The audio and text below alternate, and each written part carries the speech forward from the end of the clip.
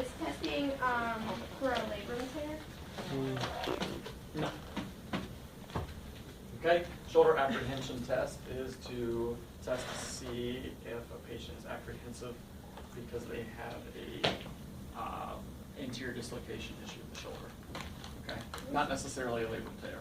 Okay, they could have pain because of a labral tear, but you want to see. Go ahead. Go from there. How do you do the test? Okay, you have them supine abducted at 90, and then you push the other two legs. What are you looking for? Ow.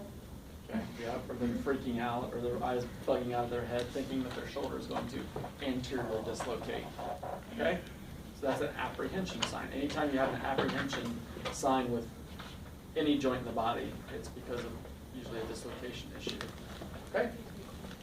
All right, that's what it's testing. So a positive sign is increased pain or apprehension on the face. All right, good. You can also do the setting too. You can have them here, start taking their arm back, and then they'll start freaking out. Okay. All right. Okay. Next. Mine is the test, and this is basically it's a positive sign, and that they have bicipital tendonitis.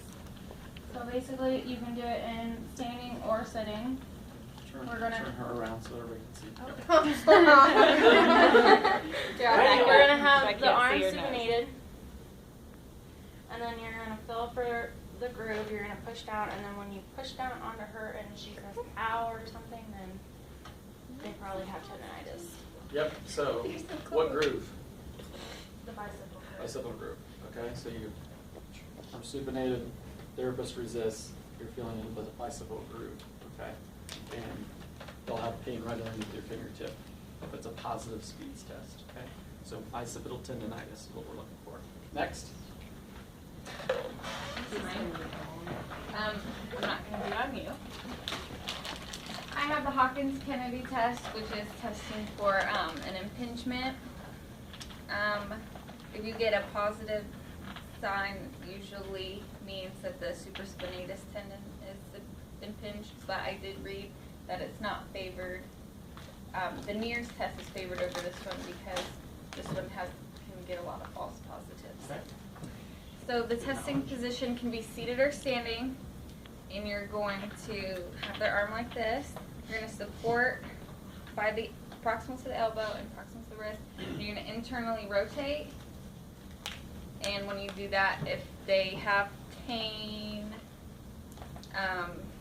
in their subacromial space, then that's your positive sign. Everybody know what the subacromial space is? Under the acromion. Okay. Right where the rotator cuff sits on top of the humeral head. I didn't give a NIRS, did I? We kind of ran out of. Okay.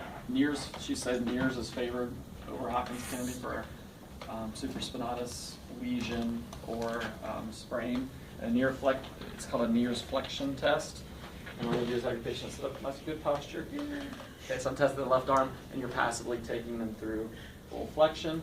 And as you near end range of motion, they'll get same type of pain, more in the supraspinatus area or subacromial space. That's all NIRS flexion is. Okay. All right, move on. Okay, so the drop arm test, I didn't get that far as in the meeting, but you have their arm out to 90 degrees of abduction, make sure their thumb is up, and you're just going to have them try and slowly bring their arm back down, and if their arm kind of flails down or they can't control it, that's a positive test. And it's positive, usually rotator cuff tear. Okay. All right, good. Okay, I'm doing the Allen test. This is test for thoracic outlet syndrome. You're going to abduct the arm, bend the elbow, and external rotation. Check the radial pulse. Have the patient turn to the right. If the pulse is diminished or absent, that's a positive sign for thoracic outlet syndrome. And I feel a pulse, so he's okay. If you want to test the other side, it'd be just the opposite. You have them turn their head opposite of the arm that you're testing. Good. Next. All right, this is supraspinatus test, also known as the empty can test. What we're going to do is we're going to pull we're going to have the patient raise their arm to 90 degrees, fully abducted. And then I'm going to do a test on them with them at this level. See how strong it is. All right. Now I'm going to have them come in 45 degrees, rotate down, and then I'm going to push down. And if I feel like there's less strength there, then that is indicative of either a suprascapular nerve damage, or it could be a rotary cuff damage. Yep. So supraspinatus tendon, it's called the supraspinatus test. And usually the quick way of the test is kind of get them in staction. Okay?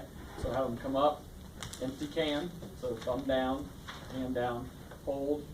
If they have pain or it gives, compared to here, do the top test. Good. I have the lateral epicondylitis test. Lateral epicondylitis. Okay, I say that word wrong all the time. Okay, so you're stabling at the elbow, obviously the lateral side, and I have their fingers bent. You're gonna push down on the third PIP and have them extend, and you're pressing to see if it's flaring out. And it is, so the positive sign is if they have pain on their lateral side.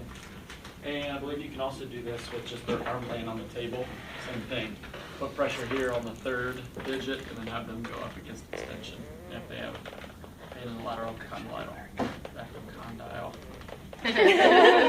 Contagious. Sorry. Positive test.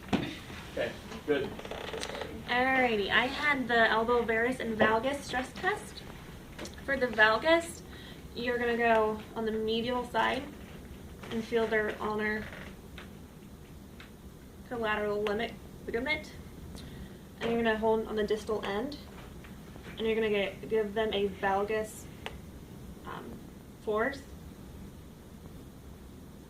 And you're gonna do it in different angle or different degrees. And then for the varus, it's going to be the opposite. You still hold, and you're testing them. You're testing the radial lateral ligament. I feel like she's breaking Testing the medial collateral ligament and the lateral ligament. A positive sign is when they have pain or they have excess ligament. Okay, so you feel like gapping. Okay, so you test one arm compared to the other. And you'll have an excess give or gapping, and the arm is positive. Yeah. Okay.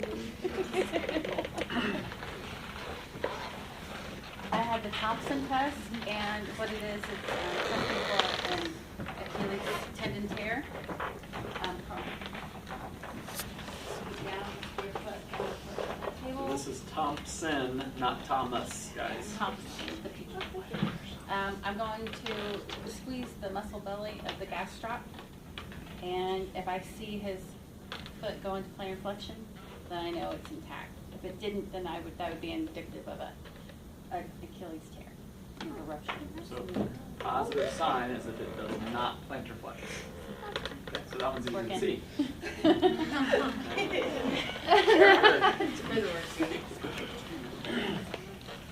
All right, the test I had was the Fallon's test. It's to test carpal tunnel. You can have them seated or standing, and what you're going to do is just put the wrist together like this, fingers dangling down, and you're going to have them flex the wrist. And if they have tingling in the thumb, the first index, the middle finger, and lateral on the ring finger, it's positive they have carpal tunnel. How long do they stand like that? It didn't say. I think there is a time limit, and it might be like 3 minutes. Oh, I don't want to do that. No, you're taking a healthy person. Take it 3 minutes. How hard do we push? We all let her. It's just a gentle, just enough where you can feel stretch. I was like, Like, you want to only 3 minutes. I think it's 3 minutes. You get tingling like after.